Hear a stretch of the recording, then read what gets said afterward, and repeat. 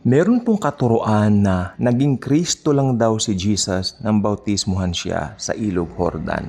I want to disagree with that wholeheartedly. No.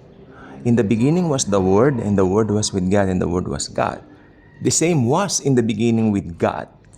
Of course, those people who are saying that are those people who don't believe in the deity of the Lord Jesus Christ.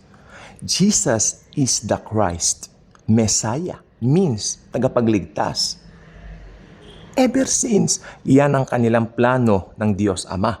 Magkakatawang tao siya in order to redeem the people of the world from their sins. Ano bang purpose ng pagkabautismo niya kay John? Well, sinabi yan ng Panginoong Hesukristo mismo kay John. Let it be so para maging good example tayo. Ayun. I like the version of Jesus of Nazareth. Sabi ni John, ako sana ang bautismuhan ninyo. Hindi, kanya. Gawin natin ito for righteousness sake. Ibig lang pong sabihin nito, ang bautismo ay pagpapakita o pagpapahayag mo sa buong mundo na ikaw ay ligtas na. Hindi po nagliligtas ang bautismo.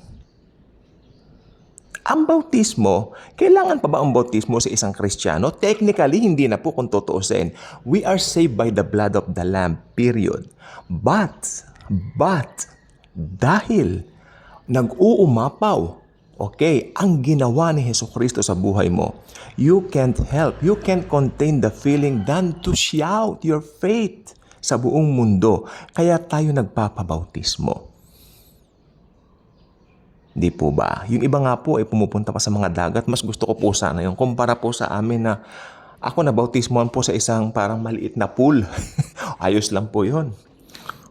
Mga ilang tao lang. Pero yung sa dagat, mas maganda sana. Pero ayos lang yun. Hindi naman nagliligtas yun eh. Naligtas tayo sa dugo ng Panginoong Hesukristo. Ayun. Then, binigyan kami ng certificate na nabautismohan kami and all that. That's nice. Again, ang purpose ng bautismo sa ating mga believers para ipahayag natin ang ating pananampalataya sa Panginoong Hesukristo. Actually, ang Panginoong Hesukristo po, parang model natin siya dyan sa kanyang ginawang yaan. So, once naligtas tayo, mga mananampalataya, magpapabautismo rin po tayo.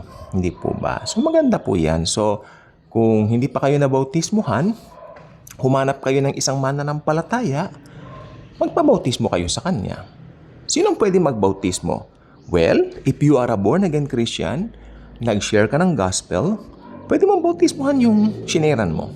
Saan banda? Sa ilog. Maganda kung may ilog kayo, swimming pool. Ngayon, kung meron kayong drum na malaki, sa drum, importante po na ilubog nyo po siya. Immersion. Na-immerse, mabuti. Okay? So, pwede rin po kung meron kayong program na ganyan, you will baptize, halimbawa na nasharean mo yung nanay at tatay mo, naging born again sila dahil sa'yo, ikaw magbautismo sa kanila. I suggest bautismohan mo sila sa isang swimming pool. Gawin yung program doon, then, napakaganda po niyan, no? For righteousness sake. Not your righteousness, but the righteousness given to you by the Lord Jesus Christ. Yun po.